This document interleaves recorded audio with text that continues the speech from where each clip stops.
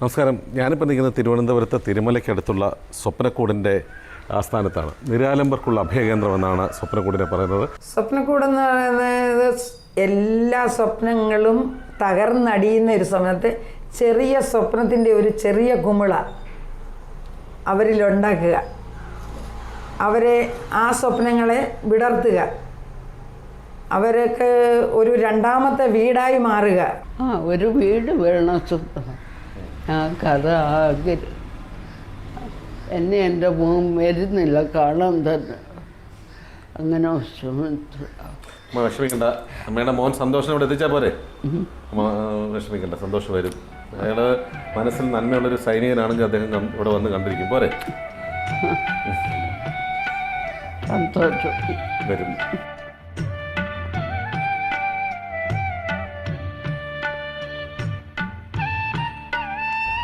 ഒരുപാട് കഷ്ടപ്പെട്ട് വളർത്തി. അവനും 2 മക്കളും, ഒരാണും ഒരു പെണ്ണും. അമ്മ വരുമ്പോഴ് ഞങ്ങളോട് ഒന്ന് സംസാരിക്കുക, എടുക്കുകയൊക്കെ ചെയ്യും. മിണ്ടാതിരുന്ന വഴക്ക് പറയും. എന്താ മിണ്ടാത്തത്, മിണ്ടാൻ വയ്യാത്ത എന്താ കാരണം എന്നൊക്കെ ചോദിക്കും. നമ്മുടെ വീട് പോലെ തന്നെ തോന്നുന്നുണ്ടോ? പിന്നെ നമ്മള് തീർച്ചയായിട്ടും സ്വന്തം സ്ഥലം അയാള് ആരുമില്ല എനിക്ക്. ഒരു മോളുള്ളത് ഭർത്താവിൻ്റെ കൂടെ.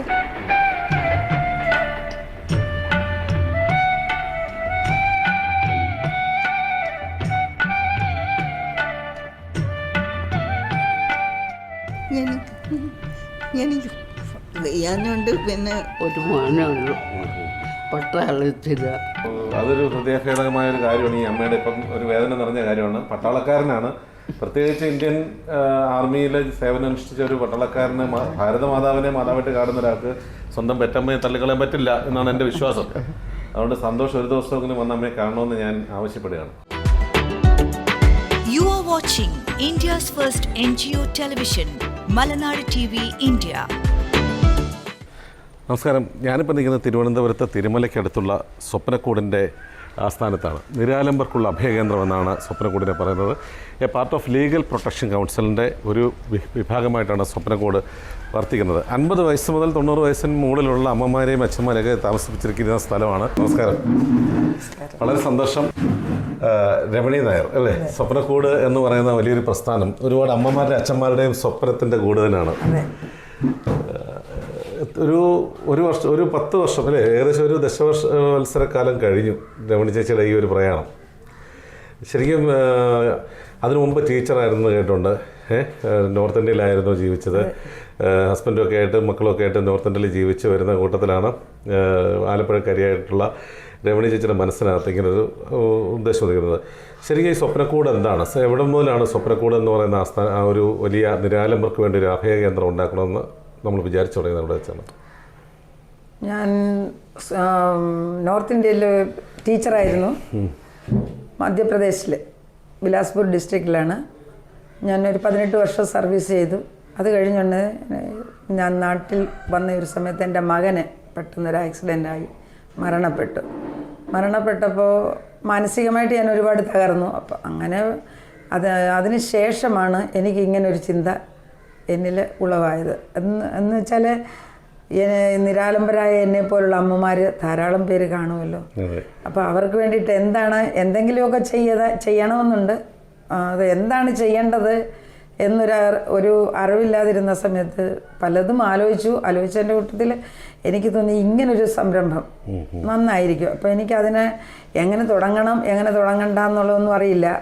അതുകൊണ്ട് ഞാൻ ആദ്യമേ ഓരോ അമ്മമാർക്ക്, നിരാലംബരായ ഓരോ അമ്മമാരെ മറ്റ് സ്ഥാപനങ്ങളിലേക്ക് കൊണ്ടുവിടുകയും അവിടെ പാർപ്പിക്കുകയും പിന്നെ അവരുടെ വീട്ടുകാരുമായിട്ട് സംസാരിച്ചൊരു കൗൺസിലിംഗ് ഒക്കെ നടത്തി ഇവരെ തിരിച്ച് വീട്ടിലേൽപ്പിക്കാനും നോക്കിയിട്ടുണ്ട്. അങ്ങനെയും ചെയ്തിട്ടുണ്ട്. അല്ലാതെ ഉള്ളവരെ ഇതുപോലുള്ള ചില അഭയകേന്ദ്രങ്ങളിൽ താമസിപ്പിച്ചിട്ടുമുണ്ട്. അപ്പം അങ്ങനെ ഇരുന്ന് അപ്പോൾ 5 അമ്മമാരെ ഞാൻ നേരിട്ടത് സംരക്ഷിക്കാം എന്നൊരു തോന്നൽ എനിക്ക് എൻ്റെ മനസ്സിൽ ഉദിച്ചു. അങ്ങനെ തുടങ്ങിയതാണ് ഈ സംരംഭം. തിരുവനന്തപുരത്ത് വന്ന് ഒരു സുഹൃത്തിൻ്റെ സഹായമുണ്ട്.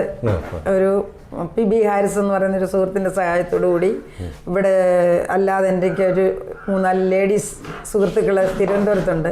അവരുടെ എല്ലാവരുടെയും സഹായത്തോടു കൂടിയാണ് ഞാൻ തിരുവനന്തപുരത്തൊരു വീട് വാടകയ്ക്കെടുത്താണ് ഈ സ്ഥാപനം ഫസ്റ്റ് തുടങ്ങുന്നത്. തുടങ്ങുമ്പോൾ ആദ്യം ഞാനൊരു അമ്മ എടുത്തു. ആ അമ്മ ഒരു 95 വയസ്സ് മേളിലുള്ള ഒരാളാണ്. എനിക്ക് കൃത്യമായിട്ട് അമ്മയുടെ വയസ്സൊന്നും അറിയില്ല. പക്ഷെ അമ്മ വളരെ അവശ നിലയിലായിരുന്നു. അങ്ങനെ ഞാൻ അമ്മയെ മെഡിക്കൽ കോളേജിൽ കൊണ്ടുപോയി അഡ്മിറ്റ് ചെയ്തു. 3 മാസം മെഡിക്കൽ കോളേജിൽ ഞാനും അമ്മയായിട്ട് നിന്ന് ആ അമ്മ മരണപ്പെട്ടു. അത് കഴിഞ്ഞ് വീണ്ടും ഞങ്ങൾക്ക് ഒരമ്മയെ കിട്ടിയത് ഓടയിൽ നിന്നാണ്. അതെൻ്റെ ഒരു സഹോദരൻ ഹരിപ്പാട്ട് ഹോസ്പിറ്റലിലെ അറ്റൻഡറാണ്. അദ്ദേഹമായിട്ട് ബന്ധപ്പെട്ടാണ് ഈ ഓടയിൽ നിന്ന് ഈ അമ്മയെ കിട്ടുന്നത്.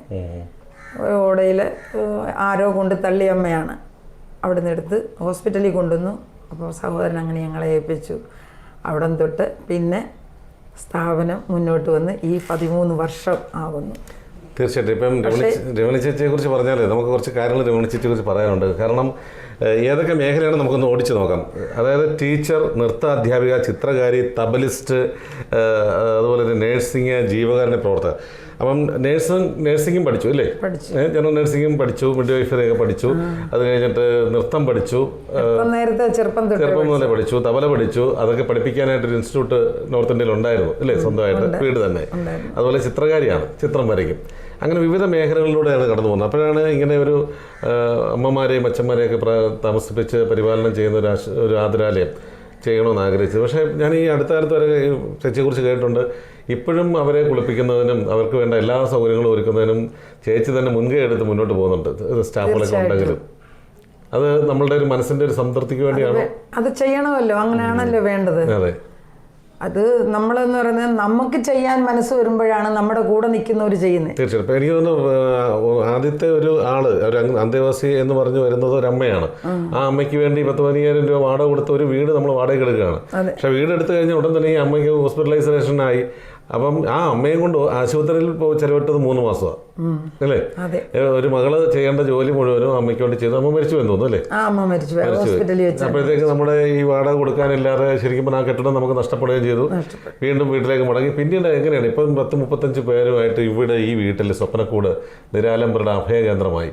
അപ്പോൾ അതിൻ്റെ പിന്നിലൊരു വലിയ യാത്രയുണ്ട്, ഒരു പേഷ്യൻസ് ഉണ്ട്. അതെങ്ങനെയാണ് പിന്നെ ഉണ്ടായത്? ഞാൻ പറഞ്ഞല്ലോ, മകൻ്റെ ഒരു മരണം എന്നെ വല്ലാതെ തളർത്തി. അത് കഴിഞ്ഞ് നമ്മൾ നാട്ടിൽ നിന്ന് ഇങ്ങോട്ട് വന്നു. നാട്ടിൽ വന്ന് ഞാൻ വന്നപ്പോഴാണ് മോനിങ്ങനെ ചെന്നൈ വെച്ച് ആക്സിഡന്റ് ആകുന്നതും മരണപ്പെടുന്നതും. അവനൊരു ജോലി സംബന്ധമായിട്ടുള്ള ട്രെയിനിങ്ങിലായിരുന്നു. ട്രെയിനിങ് കഴിഞ്ഞ് ജോലിക്ക് കയറേണ്ടതിൻ്റെ ഒരു 2-3 ദിവസത്തേക്ക് മുമ്പ് എൻ്റെ ഒരു ബർത്ത്ഡേയുടെ അന്നാണ് മരിക്കുന്നത്. അതിനുശേഷമാണ് ഞാൻ ഈ സുഹൃത്തുമായി കൂട്ടുകൂടി നമ്മൾ ഇങ്ങനെ ഒരു ലീഗൽ പ്രൊട്ടക്ഷൻ കൗൺസിൽ എന്ന് പറയുന്ന ഒരു നിയമസഹായ വേദിയാണ് പ്ലാൻ ചെയ്തത്. അതിന്റെ പ്രവർത്തനങ്ങൾ ഇപ്പോഴും നടക്കുന്നുണ്ടോ? അതിന്റെ പ്രവർത്തനങ്ങൾ ഇതിനോടൊപ്പം തന്നെ നടക്കും. അതിൽ ഏറ്റവും പ്രധാനപ്പെട്ടതായിരുന്നു ചെങ്ങന്നൂര് മറ്റേ മധ്യവയസ്കന്റെ ബലാത്സംഗം. അതെ അതെ അതെ. ഒരു 13 വയസ്സുകാരിയെ തിരുവല്ലയില് ആ സ്ഥലവും ഞാൻ ഓർക്കുന്നില്ല പേര്. മഞ്ഞാടിക്കടുത്താണ്. അതുമായിട്ട് ബന്ധപ്പെട്ടാണ് ആ പ്രവർത്തനം തുടങ്ങിയതും. പിന്നെ സ്കൂളുകളിൽ കൗൺസിലിങ്ങിന് പോവുകയും ഒരു 5ാം ക്ലാസ് തൊട്ട് ഒരു 9ാം ക്ലാസ് വരെയുള്ള കുട്ടികൾക്ക് കൗൺസിലിംഗ് ചെയ്യുകയും വീടുകളിൽ പരിചയമുള്ള വീടുകളിൽ ചെന്നിട്ട് വീടുകളിലെ പ്രശ്നങ്ങളിൽ ഒത്തുതീർപ്പാക്കാൻ നമ്മളെ കഴിയുന്ന രീതിയിൽ ഒത്തുതീർപ്പാക്കാൻ പോവുകയും അങ്ങനെയൊക്കെ ഉള്ള നമ്മളെ കഴിയുന്ന ചെറിയ ചെറിയ സേവനങ്ങളും എന്തെങ്കിലും വീട്ടിലെ കുട്ടികൾക്ക് പെൺകുട്ടികളുടെ കല്യാണത്തിന് എന്തെങ്കിലും സാമ്പത്തിക ബുദ്ധിമുട്ടുണ്ടെങ്കിൽ ഞാനും എൻ്റെ സുഹൃത്തും കൂടി ചെയ്യാവുന്ന, അന്ന് മറ്റു പിരിവുകളോ കാര്യങ്ങളോ ഒന്നുമായിട്ടല്ല, ഞങ്ങൾ 2 പേരും കൂടി ചെയ്യാവുന്ന സഹായങ്ങൾ ചെയ്യുകയും സ്വന്തം കയ്യിൽ നിന്ന് തന്നെ പൈസ എനിക്ക് എൻ്റെ സംശയം ഇതാണ്. ഇന്ത്യയിൽ വളരെ നല്ല മികച്ചൊരു നീതിന്യായ സംവിധാനമാണുള്ളത് അല്ലേ? 1000 കുറ്റവാളികൾ രക്ഷപ്പെട്ടാലും ഒരു നിരപരാധി പോലും ശിക്ഷിക്കപ്പെടരുതെന്ന് അനുശാസിക്കുന്നതാണ് ഇന്ത്യൻ നീതിപീഠം. അവിടെ വീണ്ടും നമുക്കൊരു ലീഗൽ പ്രൊട്ടക്ഷൻ കൗൺസിലിന്റെ ആവശ്യമുണ്ടെന്ന് തോന്നിയിരുന്നുണ്ട്. എന്തുകൊണ്ടാണെന്ന് പറഞ്ഞത്, ഇപ്പം ഒരുവിധപ്പെട്ടവർക്ക് ഒരു പോലീസ് സ്റ്റേഷനിൽ പോകാൻ ചില സ്ത്രീകൾക്കായാലും ചില വീട്ടുകാർക്ക് പുരുഷന്മാർക്ക് പോലും പോകാൻ ഭയമാണ്. ഭയം എന്താണെന്ന് വെച്ചാൽ അവർക്ക് സാമ്പത്തിക ബുദ്ധിമുട്ട്, അവിടെ ചെന്നാൽ എന്താണ് സംസാരിക്കേണ്ടത്, ഒരു പോലീസ് സ്റ്റേഷനിൽ ചെന്ന് കഴിഞ്ഞാൽ തിരിച്ചടിക്കുമോ, അതാണ് ഏറ്റവും കൂടുതൽ ഭയം. തിരിച്ചു വരുമോ, എതിർകക്ഷി സാമ്പത്തികമുള്ള ആളാണെങ്കിൽ എനിക്ക് സാമ്പത്തികം ഇല്ലാത്തതുകൊണ്ട് എനിക്ക് ബുദ്ധിമുട്ടുകൾ കൂടുതൽ ഉണ്ടാകുമോ. നിഷേധം കണ്ടിട്ട് തന്നെയാണ് ഇത് തുടങ്ങിയത്. അത് തന്നെ. അത്തരം നീതി നിഷേധങ്ങൾക്കെതിരെ പോരാടാൻ ഒരു പെണ്ണ് ഒറ്റയ്ക്ക് തയ്യാറാക്കുകയാണ്. അങ്ങനെ ലീഗൽ പ്രൊട്ടക്ഷൻ കൗൺസിൽ ഉണ്ടായി. അവിടെ നിന്നാണ് ഈ സ്വപ്നക്കൂട് ഈ പേരിനകത്ത് വലിയൊരു അർത്ഥമുണ്ട്. സ്വപ്നക്കൂടാണ്. സ്വപ്നങ്ങളൊക്കെ നഷ്ടപ്പെട്ടു എന്ന് വിചാരിക്കുന്ന, അല്ലെങ്കിൽ മക്കളൊക്കെ അറിയാലോ, മക്കളൊക്കെ ഉണ്ട് എന്നിട്ടും എന്നെ സംരക്ഷിക്കാൻ ആരുമില്ല എന്ന് എല്ലാ സ്വപ്നങ്ങളും നഷ്ടപ്പെട്ട് നിൽക്കുന്ന ഒരു അമ്മമാരെയാണ് നമ്മൾ ഓടയിൽ നിന്നൊക്കെ എടുത്തുകൊണ്ട് വന്നത്. ഈ പേരാരാണ് ഉദ്ദേശിച്ചത്? സ്വപ്നക്കൂട് എന്താണ് ഉദ്ദേശിക്കുന്നത്? സ്വപ്നക്കൂടെന്ന് പറയുന്നത് എല്ലാ സ്വപ്നങ്ങളും തകർന്നടിയുന്ന ഒരു സമയത്ത് ചെറിയ സ്വപ്നത്തിൻ്റെ ഒരു ചെറിയ കുമിള അവരിലുണ്ടാക്കുക, അവരെ ആ സ്വപ്നങ്ങളെ വിടർത്തുക, അവർക്ക് ഒരു രണ്ടാമത്തെ വീടായി മാറുക. ആദ്യത്തെ വീട് അവർക്ക് സ്വപ്നങ്ങളും ദുഃഖങ്ങളും ഒരുപാട് ഉണ്ടായിട്ടുണ്ട്. അതിൽ നിന്ന് അവരെ ഒരു ചെറിയ ചെറിയ സ്വപ്നങ്ങൾ കൊടുത്ത് അവർക്ക് സർവ്വസ്വാതന്ത്ര്യത്തോട് അവർ മുന്നോട്ട് ജീവിക്കാൻ ഞങ്ങൾക്കും ഒരു രണ്ടാമത്തെ വീടുണ്ടായി എന്നുള്ള ഒരു സ്വപ്നം അവരിലേക്ക് ഉണ്ടാക്കുക. അതൊരു നല്ല രീതിയാണ്, നല്ലൊരു എയിമാണെന്ന് എനിക്ക് തോന്നി. കൺഗ്രാജുലേഷൻസ്. അതിനകത്ത് എനിക്ക് എടുത്തു പറയാനുള്ളൊരു കാര്യം എന്ന് പറഞ്ഞാൽ, ചേച്ചിയെ സംബന്ധിച്ചിട്ട് പറഞ്ഞാൽ ഇന്ന് 1.5 ദശാബ്ദം പിന്നിട്ടു ഇല്ലേ? 10-13 വർഷം കഴിഞ്ഞു ഇത് തുടങ്ങിയിട്ട്. ഏതൊരു ബിസിനസ് ആണെങ്കിലും 6, 7, 8 ഒക്കെ വർഷം കഴിയുമ്പം അത് പച്ച പിടിച്ച് സെൽഫ് സ്റ്റാൻഡിങ് കപ്പാസിറ്റി നേടി സ്വയം പര്യാപ്തതയായി കൂടെ നിൽക്കുന്നവരും എല്ലാവരും വളരേണ്ട സാഹചര്യം കഴിഞ്ഞു. പ്രത്യേകിച്ച് മലനാട് ജീവി ഇന്ത്യയിലെ ആദ്യത്തെ ജീവകാരുണ്യ വാർത്താ ചാനൽ എന്നാണ് പറയുന്നത്. ആ ജീവകാരുണ്യ വാർത്താ ചാനൽ എന്ന് പറയാൻ ഇപ്പം വിഷമമുണ്ട്. കാരണം ജീവകാരുണ്യ പ്രവർത്തനങ്ങളിൽ ഏർപ്പെട്ടിരിക്കുന്ന ഒരു 90% പേരും ബിസിനസ്സിന് വേണ്ടി മാത്രമാണ് അതിന് കൊണ്ടുവരുന്നത് അല്ലേ? ഈ നിങ്ങളെപ്പോലെ കുറച്ച് പേര്, കൈവിളയിൽ എണ്ണാവുന്ന കുറച്ച് കൈവിരലുകളിൽ എണ്ണാവുന്ന കുറച്ച് പേര് മാത്രമാണ് വളരെ ഇതേപോലെ ജെനുവിനായിട്ട് മുന്നോട്ട് നടത്തുന്നത്. പ്രധാനമായിട്ടും നമ്മളുടെ വിദ്യാഭ്യാസ മേഖലയിലും ആരോഗ്യ മേഖലയിലും നിൽക്കുന്ന പല കോർപ്പറേറ്റ് സ്ഥാപനങ്ങളും രജിസ്റ്റേർഡ് ആസ് ആൻ NGO. അവരതിൻ്റേതായിട്ടുള്ള ആനുകൂല്യങ്ങൾ സർക്കാരിൽ നിന്ന് നേടിയിട്ട് ഒരു തരത്തിലുള്ള സഹായങ്ങളും സാധാരണക്കാരിലേക്ക് എത്തിക്കാതിരിക്കുന്ന ഒരു സമൂഹത്തിലാണ് നമ്മളിന്ന് ജീവിക്കുന്നതും. സ്വപ്നക്കൂടിന് അവിടെയാണ് പ്രസക്തിയുമുള്ളത്. ഇത്തരം സാഹചര്യത്തിൽ സ്വപ്നക്കൂടിൻ്റെ വളർച്ചയോ അല്ലെങ്കിൽ സാമ്പത്തിക നേട്ടങ്ങൾക്കപ്പുറം സ്വയം ഇന്നും അധ്വാനിക്കുകയാണ്, കഷ്ടപ്പെടുകയാണ്. എനിക്ക് തോന്നുന്നു ഇവിടെ പല ബാങ്കുകളിലും സ്വർണ്ണങ്ങൾ കൊണ്ട് പണയം വെച്ചിട്ടാണ്, സ്വന്തമായിട്ട് ഉണ്ടാക്കിയ വസ്തുവകൾ പണയം വെച്ചിട്ടൊക്കെയാണ് പലർക്കും ഇവിടെ നിലനിർത്താൻ ഉദ്ദേശിക്കുന്നത്. ഇതിനകത്ത് സങ്കടപ്പെടുത്തുന്ന, ഇത്രയും വലിയൊരു യാത്രക്കിടയിൽ സങ്കടപ്പെടുത്തുന്നതോ അല്ലെങ്കിൽ നമ്മളെ നിരുത്സാഹപ്പെടുത്തുന്നതായിട്ടുള്ള പ്രവണതകൾ ഉണ്ടായിട്ടുണ്ട്? പലരുടെ ഭാഗത്തു നിന്നും ഉണ്ടായിട്ടുണ്ട്. പക്ഷെ അതിനെയൊക്കെ അതിജീവിച്ചു.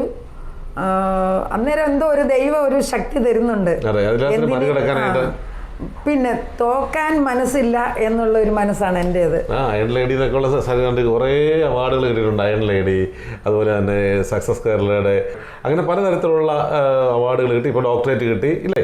അപ്പോൾ ജനങ്ങൾ അംഗീകരിക്കുകയും ആ അംഗീകാരങ്ങൾ നമുക്ക് കൂടുതൽ ആവശ്യം നൽകുകയും ചെയ്യുന്നുണ്ട്. അതുകൊണ്ട് തന്നെ ഞാൻ ഇവിടേക്ക് വരാം. പ്രധാനമായിട്ടും സ്വപ്നക്കൂടിനെ ഫോക്കസ് ചെയ്യാനുള്ള പ്രധാന കാരണം എന്ന് പറഞ്ഞാൽ ഗോത്ര സഞ്ചലനം എന്നുള്ള ഒരു പരിപാടി, അതുപോലെ തന്നെ ട്രൈബൽ യൂത്തിൻ്റെ വെൽഫെയറുമായി ബന്ധപ്പെട്ട് അവരെ പ്രൊമോട്ട് ചെയ്യുന്നതിന് വേണ്ടി ഒരു ക്രിക്കറ്റ് ടൂർണമെൻറ്റ് നടത്തുക. അങ്ങനെയൊക്കെ ചെയ്യുകയാണെങ്കിൽ ഇതൊക്കെ മലനാട് ജീവി ചെയ്യേണ്ട കാര്യങ്ങളാണല്ലോ എന്ന് ചിന്തിച്ചിട്ടാണ് ഇവിടെ കൂടി വന്നത്. എന്താണ് ഈ ഗോത്ര സഞ്ചലനം? ഗോത്ര സഞ്ചലനം എന്ന് വെച്ചാൽ, ഗോത്രം എന്ന് പറയുന്നത് ആദിവാസി. അപ്പം നമ്മൾ ഇപ്പോൾ അവരിലേക്ക്, ഞാൻ സ്കൂളിൽ ജോലി ചെയ്ത ആ സ്ഥലത്ത് ഏറ്റവും കൂടുതൽ ഗോത്രവർഗക്കാരാണ്. അവർക്കുണ്ടാകുന്ന നോർത്ത് ഇന്ത്യയില് മധ്യപ്രദേശിൽ കോർബ എന്ന് പറയുന്ന സ്ഥലത്താണ്. അപ്പൊ ആ സ്ഥലത്താണെങ്കിൽ ഏറ്റവും കൂടുതൽ ഗോത്രവർഗങ്ങളാണ്. അവർക്ക് ഉണ്ടാകുന്ന ബുദ്ധിമുട്ടുകളും ഒരുപാട് സ്ഥലത്ത് ഉണ്ടായിട്ടുണ്ട്.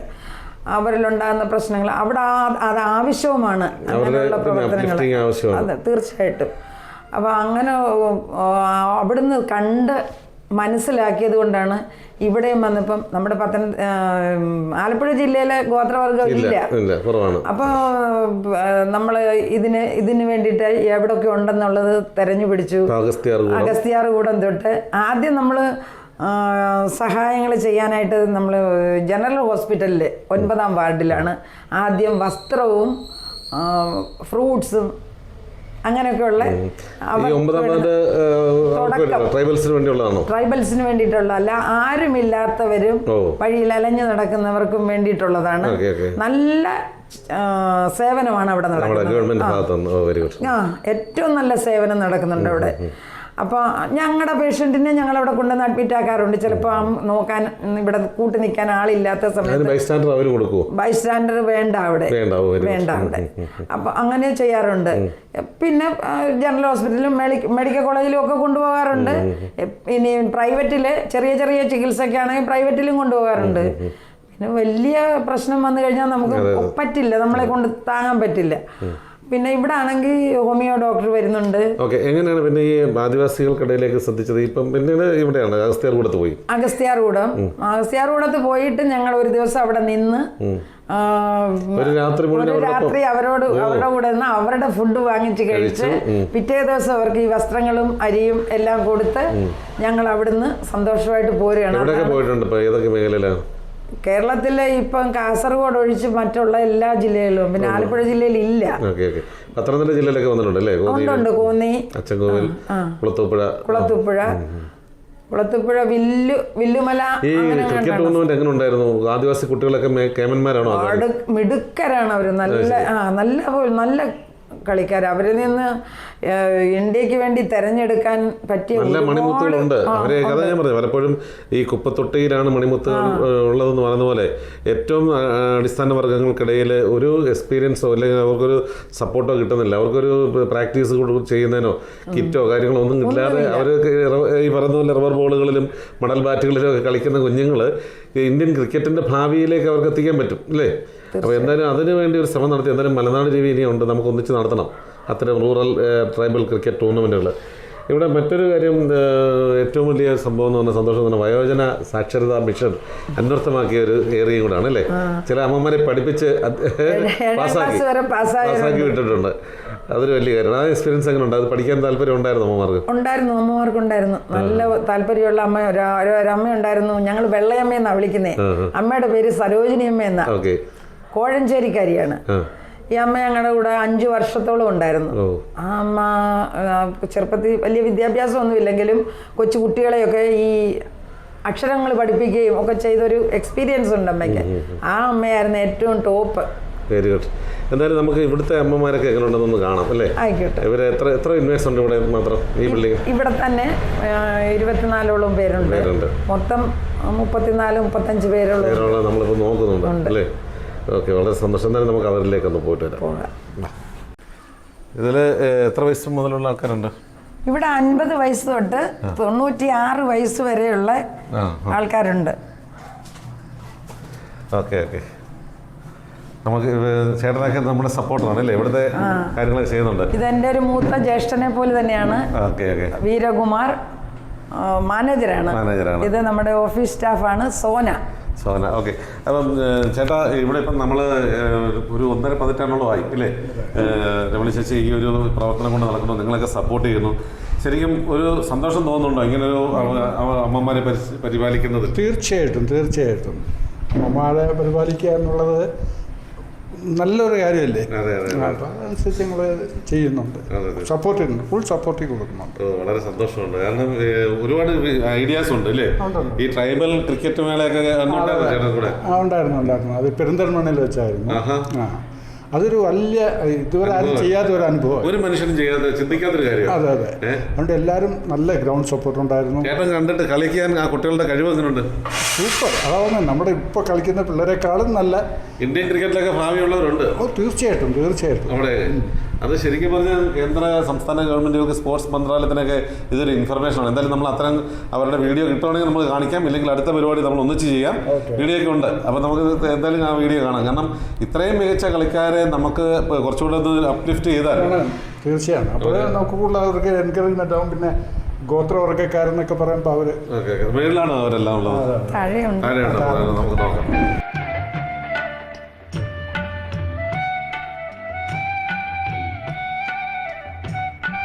ഇതാണ് സ്വപ്നക്കൂടിൻ്റെ പ്രധാനപ്പെട്ടിട്ടുള്ള ഹാള്. ആഹാരം കഴിക്കാനായിട്ടുള്ള സംവിധാനങ്ങളൊക്കെ ഒരുക്കുന്നത് എല്ലാം നല്ല വൃത്തിയാണ്. ഇവിടെ നമുക്ക് ചില അമ്മമാരെയൊക്കെ കാണാം. എല്ലാവരും ഉണ്ടോ? ഈ അമ്മയാണ് ബക്കറ്റ് വീണ്. അമ്മ ബക്കറ്റ് കൊണ്ട് വീണു. ഇതിപ്പോ എല്ലാവർക്കും പനി ഉണ്ടായിരുന്നു. പനിയുണ്ട്. അമ്മ നാണ്ട് നമ്മളെ വരവേൽക്കാണ്. എന്താ അമ്മയുടെ പേര്? ലീല. ആണോ? എവിടെ സ്ഥലം? സ്ഥലം ഇവിടെ വട്ടിയൂർക്കാവ്. പട്ടിയൂർക്കാവ്. പിന്നെ ലീലാമ്മയ്ക്ക് ആരൊക്കെ ഉണ്ടായിരുന്നു? എനിക്കിവിടെ ആരുമില്ല സാറേ. ഇപ്പം മോള് ഒരു കൊച്ചു മോള് മാത്രമുണ്ട്. അല്ല, വീട്ടിൽ നേരത്തെ ആരൊക്കെ ഉണ്ടായിരുന്നു അമ്മയ്ക്ക്? നേരത്തെ കെട്ടിയവനൊക്കെ ഉണ്ടായിരുന്നു. കെട്ടിയവൻ മരിച്ചുപോയി. മക്കളൊക്കെ എത്ര പേരാ? രണ്ടുപേരും. ഒരാൾ മരിച്ചുപോയി. ആരുമില്ല സാറേ. ഈ ചേച്ചിയൊക്കെ വന്ന് ഇങ്ങനെ നമ്മളെ സംരക്ഷിക്കുന്നതിനകത്ത് സന്തോഷമില്ലേ? ഇപ്പൊ എല്ലാരും ഉള്ളതുപോലെ തോന്നുന്നില്ലേ? എല്ലാരും തോന്നുന്നുണ്ട്. പിന്നെ അമ്മ വരുമ്പോ സംസാരിക്കുകയും എടുക്കുകയൊക്കെ ചെയ്ത് സന്തോഷിപ്പിക്കുകയൊക്കെ ചെയ്യും ഞങ്ങള്. രമണിയമ്മ. രമണിയമ്മയെ കുറിച്ച് രണ്ടു പേർക്ക് പറഞ്ഞു. അമ്മ വരുമ്പോഴ് ഞങ്ങളുടെ ഒന്ന് സംസാരിക്കുകയും എടുക്കുകയൊക്കെ ചെയ്യും. മിണ്ടാതിരുന്ന വഴക്ക് പറയും. എന്താ മിണ്ടാത്തത്? മിണ്ടാൻ വയ്യാത്ത എന്താ കാരണം എന്നൊക്കെ ചോദിക്കും. നമ്മുടെ വീട് പോലെ തന്നെ തോന്നുന്നുണ്ടോ? പിന്നെ നമ്മള് തീർച്ചയായിട്ടും. അപ്പൊ ഇതാണ് സ്വപ്നക്കൂടിന്റെ മറ്റൊരു ഇടം. ഇവിടെ നമുക്ക് ഇന്ന് 3 അമ്മമാരുടെ കുറവുണ്ടല്ലേ? 4 പേര് ഹോസ്പിറ്റലാണ്. അമ്മയുടെ പേരെന്നാ? പേരെന്നാ അമ്മയുടെ പേര്? പാത്തു. അമ്മയ്ക്ക് ഇവിടെ എങ്ങനെയുണ്ട്? സുഖമാണോ? കൈ താത്ത് വെച്ചോ. സുഖമാണോ? ഇത് മൈക്രോഫോൺ. അമ്മ പറഞ്ഞോ. പൈസ മൈക്രോഫോണാ. പാത്തമ്മയ്ക്ക് ആരൊക്കെ ഉണ്ട്? മക്കളൊക്കെ എന്ത് ചെയ്യും? മക്കളൊക്കെ എവിടാ? മക്കളൊന്നുമില്ല. ഞാൻ ഇവിടെ വന്നത് എന്നോട് കൊണ്ടാക്കിയതേനു. പിന്നെ ഓന്റെ പേരെന്നാ? കൊണ്ടാക്കിയ ആളുടെ പേര്? തിരുവനന്തപുരത്ത്. ഓന്റെ പേരെന്നാ? പിന്നെ നിശാന്ത്. നിശാന്താണ് കൊണ്ടാക്കിയത് അല്ലേ? ഒരു മോനേ ഉള്ളൂ. പട്ടാളത്തില. ഇപ്പം അയക്കും കണ്ണും ഒന്നും കാണാതെ ഇവിടെ കണ്ട് വാടകയ്ക്ക് താമസിക്കുക. ഞാൻ ഇവിടെ വന്നിട്ട് 4 വർഷം മേഡത്തിൻ്റെ അവിടെ വന്നു. പിന്നെ സന്തോഷമല്ലേ? സന്തോഷം. ഇങ്ങനെ ഇരിക്കുന്നെങ്കിലും ചിലപ്പം വയ്യാതെ വന്നു കഴിഞ്ഞാൽ അമ്മമാരെ കുളിപ്പിക്കാനൊക്കെ എണ്ണിച്ചു വരും. കൊള്ളാം. ആള് കുളിപ്പിക്കൊക്കെ ചെയ്യോ?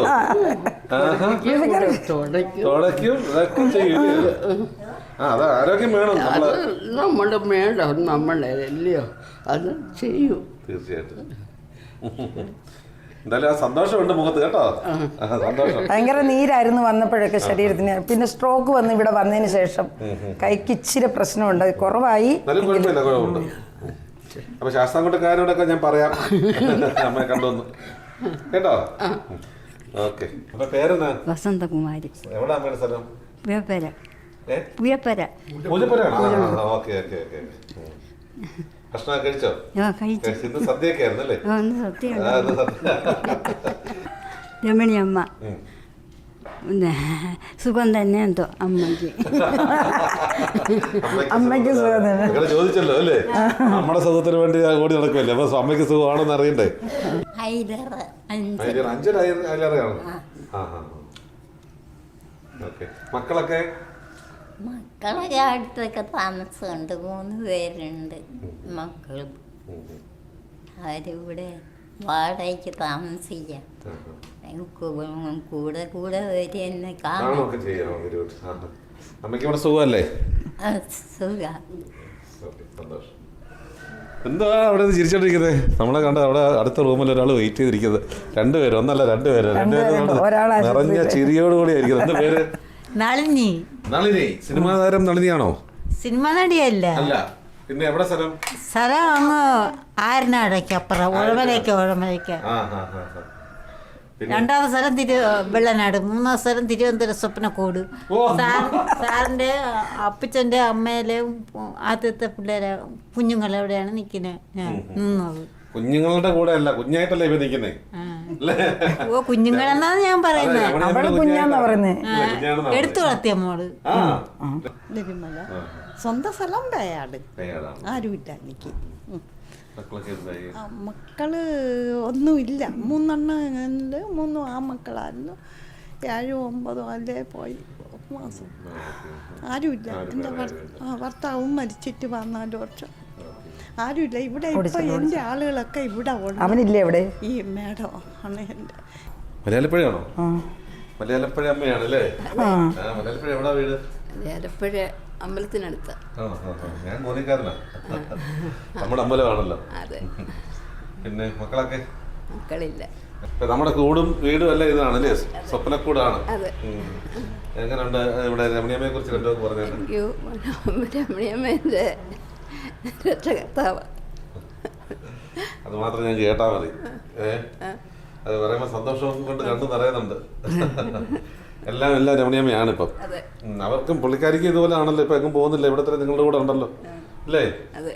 ഇന്ന് സദ്യയൊക്കെ കഴിച്ചു. നടക്കത്തില്ല. എണിന് താഴെ ബുദ്ധിമുട്ടാണോ? അതെ.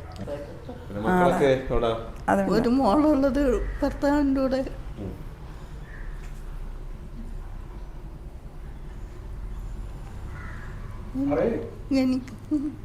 എനിക്ക് വെയ്യാഞ്ഞോണ്ട് പിന്നെ വീണ് വിറയിലും ചിലപ്പം വരും. രമണീയം നല്ല സ്വഭാവം, നല്ല രീതിയിലാണ്. മക്കളൊക്കെ കാണാൻ വരാറുണ്ടോ? മക്കള് അങ്ങോട്ട് പോയി കാണും. അമ്മ കൊണ്ട് കാണിച്ച ഒരു പ്രാവശ്യം. ഒരു മോളേ ഉള്ളൂ, സുഖമില്ലാത്തതാ, നട്ടെല്ലിന് പ്രശ്നമുണ്ട്. അപ്പം ഞാൻ വീട്ടിൽ പോകുന്ന സമയത്ത് കൂടെ കൊണ്ടുപോയി കാണിച്ചിട്ട് അങ്ങനെയൊക്കെ ചെയ്യുന്നുണ്ട്. അതായത് ഏത് സ്ഥാപനത്തിൽ കാണും അല്ലേ? അല്ലേ, നമ്മളൊരു കുടുംബാംഗത്തെ പോലല്ലേ രമണി ചേച്ചി നോക്കുന്നത്. അപ്പോൾ അതുകൊണ്ടല്ലേ അമ്മയ്ക്ക് മോളെ കാണുന്നുള്ളപ്പോൾ നമ്മളെ ഇവിടുന്ന് കൊണ്ടുപോയി കാണിക്കും അല്ലേ? അപ്പം നമ്മളിവിടെ കുറേ അമ്മമാരെ പരിചയപ്പെട്ടു. എല്ലാ അമ്മമാർക്കും മക്കളെ ആരെയും കുറ്റം പറയാനോ അല്ലെങ്കിൽ അവരുടെ ബന്ധുക്കളെയൊന്നും കുറ്റം പറയാനോ നമുക്ക് പറ്റില്ല. സന്തോഷം. എല്ലാ അമ്മമാർക്കും നമ്മുടെ കാര്യത്തിൽ സന്തോഷമായിട്ടുണ്ട്. എല്ലാവർക്കും അവരുടേതായിട്ടുള്ള ജീവിത സാഹചര്യങ്ങൾ കൊണ്ട് ഇവിടെ ആകപ്പെട്ടതാണ് അല്ലേ? മക്കളും ഈ പറഞ്ഞ പോലെ മോളുണ്ട്, മോൾക്ക് വയ്യാതായതുകൊണ്ടാണ് മോള് അമ്മയെ നോക്കാൻ പറ്റുന്നില്ല. പിന്നെ അമ്മയ്ക്ക് എന്ത് ചെയ്യാൻ പറ്റും? അവള് കിടപ്പിലാണെന്ന് പറയുന്നത് അല്ലേ? നട്ടലിന് തകരാറിലായിട്ട് കിടപ്പിലാണ്. അപ്പോൾ ആ അമ്മയ്ക്കൊരു സഹായത്തിന് വേണ്ടി വയ്യ തീരെ. അപ്പം അങ്ങനെയൊക്കെയാണ് ഇവിടെ വന്നിട്ടുള്ള അമ്മമാരുടെ വിഷയങ്ങൾ. അപ്പം മക്കളാരും ദ്രോഹികളൊന്നും അല്ല, അമ്മമാരെ വേണ്ടാന്ന് കേട്ടതല്ല. അതെ അതെ. അപ്പം അതിനകത്ത് വിഷമിക്കണ്ട, അതിനകത്ത് വിഷമിക്കണ്ട.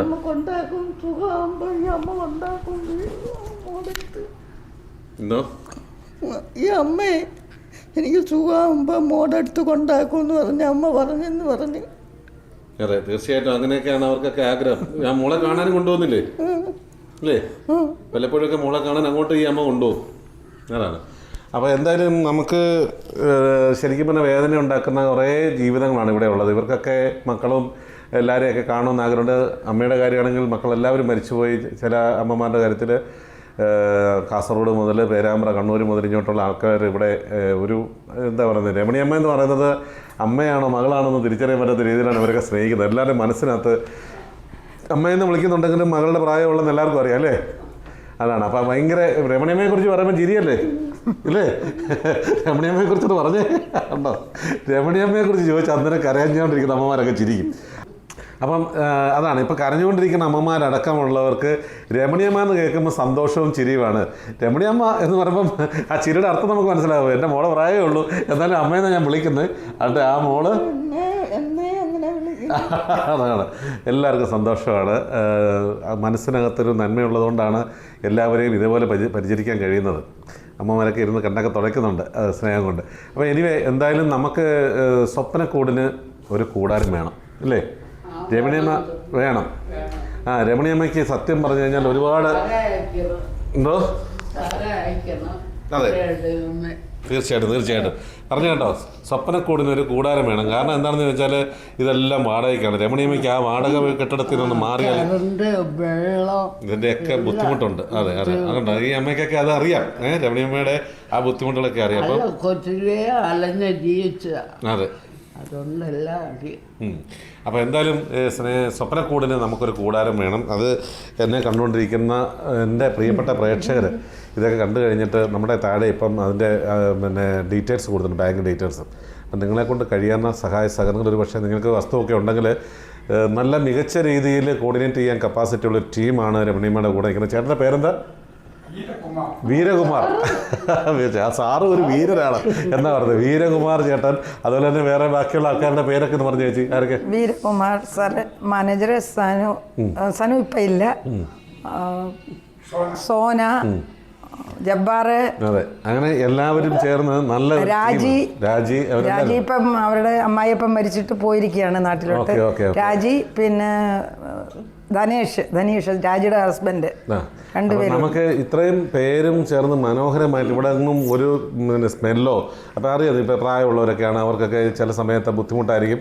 ഇവിടെ എങ്ങും വന്ന ഒരു സ്മെല്ലിൻ്റെ വിഷയങ്ങളില്ല, ഈച്ചയില്ല, മറ്റുള്ള കാര്യങ്ങളൊന്നുമില്ല. വളരെ വൃത്തിയായിട്ട് ചേച്ചി അത് ഗംഭീരമായിട്ട് നോക്കുന്നുണ്ട്. ഓരോരുത്തരും വളരെ മനോഹരമായിട്ട് ഇവിടെ ട്രീറ്റ് ചെയ്യപ്പെടുന്നുണ്ട്. ഭക്ഷണത്തിൻ്റെ ആണോ? കണ്ടോ, ഇവിടെ എല്ലാം ഇത്രയും പ്രായത്തിലും ആരോഗ്യപരമായിട്ട് വഴക്ക് പറഞ്ഞാൽ പോലും ചൂലും കൊണ്ട് വരുമെന്നാണ് പറയുന്നത്, ഇട്ടടിക്കാൻ വരുന്നതാണ്. അപ്പം അത്തരം ഒരു വലിയ സന്തോഷം നേടിയിരിക്കുന്ന ഇവർക്ക് സ്വന്തമായിട്ടൊരു ആശ്രയം വേണം. അപ്പോൾ അതിനു വേണ്ടി നമുക്ക് ഒരു സ്വപ്ന കൂടാരം നമുക്ക് ഒരുക്കി കൊടുക്കണം. അതിന് എന്താണ് ചെയ്യാൻ പറ്റുന്നതെന്ന് നിങ്ങളെല്ലാവരും ചിന്തിക്കുക. ഡോക്ടർ രമണി നായരെ സംബന്ധിച്ചിട്ട് പറഞ്ഞു കഴിഞ്ഞാൽ ആരെങ്കിലും അവരുടെ കൈവശമുള്ള ഏക്കർ കണക്കിന് സ്ഥലങ്ങൾ നൽകുകയാണെങ്കിൽ ഇതിലും കൂടുതൽ അമ്മമാരെ പാർപ്പിക്കാനും ഒക്കെ മിടുക്കുകയാണ് അല്ലേ? എല്ലാ കാര്യങ്ങളും അറിയാം, ഇത്രയും കാലം ചെയ്തതുകൊണ്ട്. വിവിധ സ്ഥാപനങ്ങളിൽ ജോലി ഇരുന്ന് പഠിച്ചതാണ്, ജോലിക്ക് അങ്ങോട്ട് പൈസ കൊടുത്ത് നിന്ന് പഠിച്ചതാണ്. അതെ, തീർച്ചയായിട്ടും. എന്തായാലും ഇതേപോലുള്ള അമ്മമാരൊക്കെ ആണ് നമ്മുടെ ഈ പറഞ്ഞ സ്വപ്നക്കൂടിൻ്റെ ഏറ്റവും വലിയ സ്വത്ത് എന്ന് പറയുന്നത്. എല്ലാവർക്കും സന്തോഷം കേട്ടോ. മലനാട് ടി വി ഇനി കടന്നു വരുമ്പം എന്തായാലും നിങ്ങൾക്കൊരു ആലയം, സ്വപ്ന കൂടാരം ഉണ്ടാകണമെന്നാണ് ഞങ്ങളുടെ ആഗ്രഹം. ഞങ്ങൾ അതിനോട് ശ്രമിക്കും. എല്ലാവരും സന്തോഷമായിട്ടിരിക്കുക. അപ്പോൾ അത് കൊടുക്കണം. മേഡത്തിന് നല്ല സുഖമൊന്നുമില്ലാത്ത ഇനി വരും വല്ലപ്പോൾ കൂടെ കിടക്കാൻ ആരുമില്ലെങ്കിൽ ഒരു വീട് വേണം സ്വന്തം. കഥ ആഗ്രഹം എന്നെ എൻ്റെ മോൻ വരുന്നില്ല കാണാൻ തന്നെ. അങ്ങനെ ഒരുപാട് കഷ്ടപ്പെട്ട് വളർത്തി. അവനും 2 മക്കളുണ്ട്, ഒരാണും ഒരു പെണ്ണും. അമ്മയ്ക്ക് മോൻ വരാത്തല്ലാത്തൊരു വിഷമമുണ്ട്. മോൻ്റെ പേരെന്താ? സന്തോഷ്. സന്തോഷിനോട് നമുക്ക് പറയാം, സന്തോഷേ ഈ അമ്മയെ കാണാൻ ഒരു ദിവസത്തിലൊന്ന് വരണം. വലിയ കെബിരോ അയാൾക്ക് മാറും. അയാൾ ഇപ്പം ഒരു പിതാവല്ലേ, അവരുടെ മക്കളൊക്കെ എന്നെ കാണാൻ വേറെ ഒരു സന്തോഷം വരുന്നുണ്ട്. സന്തോഷം പറഞ്ഞു കേട്ടോ, എന്നെ കാണാൻ വേറെ സന്തോഷം വരുന്നുണ്ടെന്ന്. അതും മിലിറ്ററിയാണ്. അപ്പം സന്തോഷ് സാർ പട്ടാളക്കാരനാണ്. ഇന്ന് ഇവിടെ വന്നിട്ട് പോയി. എനിക്ക് പനിയുണ്ട്, വയ്യ. അത് സ്വന്തം മോനല്ല, സ്വന്തം മോനല്ല, അവൻ്റെ കൂട്ടുകാരനാണ്. അതിൻ്റെ പേര് സന്തോഷം എന്നാണ്. അത് ഒരുപാട് പേരുണ്ട് സന്തോഷം. അപ്പോൾ എന്തായാലും നമുക്ക് അതൊരു ഹൃദയഭേദകമായ ഒരു കാര്യമാണ്. ഈ അമ്മയുടെ ഇപ്പം ഒരു വേദന നിറഞ്ഞ കാര്യമാണ്. പട്ടാളക്കാരനാണ്, പ്രത്യേകിച്ച് ഇന്ത്യൻ ആർമിയിൽ സേവനമനുഷ്ഠിച്ച ഒരു പട്ടാളക്കാരന് ഭാരതമാതാവിനെ മാതാവായിട്ട് കാണുന്ന ഒരാൾക്ക് സ്വന്തം പെറ്റമ്മയെ തള്ളിക്കളയാൻ പറ്റില്ല എന്നാണ് എൻ്റെ വിശ്വാസം. അതുകൊണ്ട് സന്തോഷം ഒരു ദിവസമെങ്കിലും വന്ന് അമ്മയെ കാണണമെന്ന് ഞാൻ ആവശ്യപ്പെടുകയാണ്. പിരിഞ്ഞ ഒരു ചിത്രപ്പൊന്നെന്തോ തമ്മ കുറേ വയൽ എഴുതി കൊടുത്തു. വെള്ളം കയറും. ഇവിടെ കിടപ്പുള്ളൂ. അവിടെ ഉണ്ടോ ഇല്ലയെന്ന് ഇന്നും എനിക്കറിഞ്ഞു. അമ്മ വിഷമിക്കണ്ട, അമ്മയുടെ മോൻ സന്തോഷം ഇവിടെ എത്തിച്ചാൽ പോരെ. അമ്മ വിഷമിക്കണ്ട, സന്തോഷം വരും. അയാൾ മനസ്സിൽ നന്മയുള്ളൊരു സൈനികനാണെങ്കിൽ അദ്ദേഹം ഇവിടെ വന്ന് കണ്ടിരിക്കും, പോരെ. സന്തോഷം വരും, സന്തോഷമായിട്ട് കേട്ടോ. Okay okay.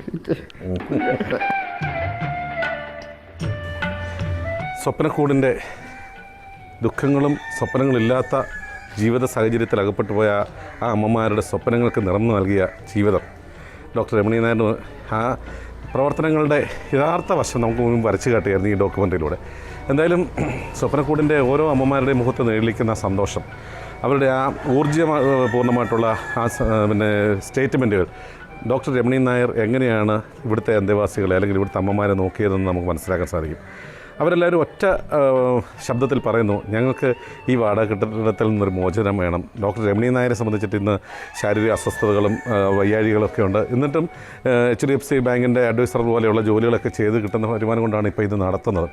എല്ലാ മാസം അവസാനവും ഈ സ്ഥാപനം നടത്തുന്നതിന് വേണ്ടി വീണ്ടും പണയം വെച്ചിട്ടൊക്കെയാണ് ഇവർ ഇതൊക്കെ ചെയ്യുന്നത്. അപ്പോൾ എന്തായാലും വളരെ നല്ല ഒരു സ്ഥാപനത്തിനെ നിലനിർത്തുവാൻ 13 വർഷത്തിന് ശേഷവും ഇന്നും കഠിനമായി അധ്വാനിച്ചുകൊണ്ടിരിക്കുന്ന ഈ ഒരു സാഹചര്യം നിങ്ങളെല്ലാവരും കണ്ണു തുറന്ന് കാണണം. ഒരുപക്ഷേ കേരളത്തിനെ സംബന്ധിച്ചിട്ട് കൂണുപോലെ മുളച്ചു വരുന്ന ജീവകാരുണ്യ പ്രസ്ഥാനങ്ങൾ, ആതുരാലയങ്ങളൊക്കെ വലിയ വലിയ സംരംഭങ്ങളായിട്ട് വിജയിച്ച് വളരെ വലിയ കോടികളുടെ പിന്നെ ബിസിനസ് വിറ്റുവരവുള്ള സ്ഥാപനങ്ങളായി മാറുമ്പോൾ ഇവിടെ 13 വർഷത്തിനിപ്പുറവും ഡോക്ടർ രമണി നായർ നടത്തിയിട്ടുള്ള ഈ ഒരു സ്വപ്നക്കൂടെന്ന് പറയുന്ന സ്വപ്നതുല്യമായിട്ടുള്ള ഒരു ഭവനം, വയോജന വൃദ്ധരുടെ ആതുരാലയം, നിരാലംബർക്കുള്ള അഭയകേന്ദ്രം ഇന്നും പിന്നെ ദീർഘശ്വാസം വലിക്കുകയാണ്. അവർക്ക് നിലനിൽക്കുന്നതിന് വേണ്ടി അവർ വളരെയേറെ കഷ്ടപ്പെടുകയാണ്. ഈ സാഹചര്യത്തിൽ ഞാൻ എന്നെ കണ്ടുകൊണ്ടിരിക്കുന്ന പ്രവാസി മലയാളികളടക്കമുള്ളവരോട് അഭ്യർത്ഥിക്കുകയാണ്, അവർക്ക് ഏക സ്വരത്തിൽ അവരാവശ്യപ്പെട്ട ഒരൊറ്റ സ്വപ്നമേ ഉള്ളൂ, അതൊരു ആലയം വേണം, അവർക്കൊരു സ്വപ്ന കൂടാരം വേണം. അതിനുവേണ്ടി വസ്തു നൽകുന്നതിനോ ആ കൂടാരം നിർമ്മിക്കുന്നതിനോ വേണ്ടി നിങ്ങൾക്ക് ആർക്കെങ്കിലും അവരെ സഹായിക്കാൻ താല്പര്യമുണ്ടെങ്കിൽ ഈ കാണുന്ന നമ്പറിലേക്ക് അവരെ കോൺടാക്റ്റ് ചെയ്യാം. അവരുടെ ബാങ്ക് ഡീറ്റെയിൽസ് കൊടുത്തിട്ടുണ്ട്, അതിലേക്ക് നിങ്ങൾക്ക് നിങ്ങളുടേതായിട്ടുള്ള സ്നേഹം അവരെ അറിയിക്കാം. എന്തായാലും ഉടൻ തന്നെ മലനാട് TV നടത്തിയിട്ടുള്ള എല്ലാ മാധ്യമ ഇടപെടലുകൾക്കും വളരെ വലിയ വിജയങ്ങൾ നൽകിയിട്ടുള്ള പരമാത്മാവിനോട് അല്ലെങ്കിൽ നമ്മുടെ ദൈവത്തോട്, പ്രപഞ്ചശക്തിയോട് ഞാൻ വീണ്ടും അഭ്യർത്ഥിക്കുകയാണ്, ഈ ഒരു വാർത്തയ്ക്ക് ഉടൻ തന്നെ ഒരു നല്ല വിജയം കാണണം. അതിനൊരു വലിയ ഒരു റിസൾട്ട് ഒരു എൻഡിങ് ഉണ്ടാകുമെന്നുള്ള പ്രതീക്ഷയിലാണ് ഞങ്ങളിവിടെ നിന്ന് വിരമിക്കുന്നത്. എന്തായാലും ഇന്നത്തെ ഈ ഒരു യാത്ര തിരുമലയിൽ നിന്ന് ഞങ്ങൾ ഇവിടെ നിന്നും നമ്മളുടെ ഈ വാർത്ത അവസാനിപ്പിച്ചുകൊണ്ട് ഞങ്ങൾ പുറപ്പെടാൻ തയ്യാറാകുമ്പോൾ ഒരു സ്വപ്നം മാത്രമാണ് ഞങ്ങൾക്ക് അവശേഷിക്കുന്നത്. സ്വപ്നക്കൂടത്തിന് ഒരു വലിയ സ്വപ്ന കൂടാരം, അത് നിങ്ങളെല്ലാവരും കൂടെ ചേർന്ന് സാക്ഷാത്കരിക്കുമെന്നുള്ള വിശ്വാസത്തിൽ ഇവിടുന്ന് വിടവാകുകയാണ്. ക്യാമറമാൻ വിജിയോടൊപ്പം RJ സൈനിങ് ഓഫ്. ബൈ.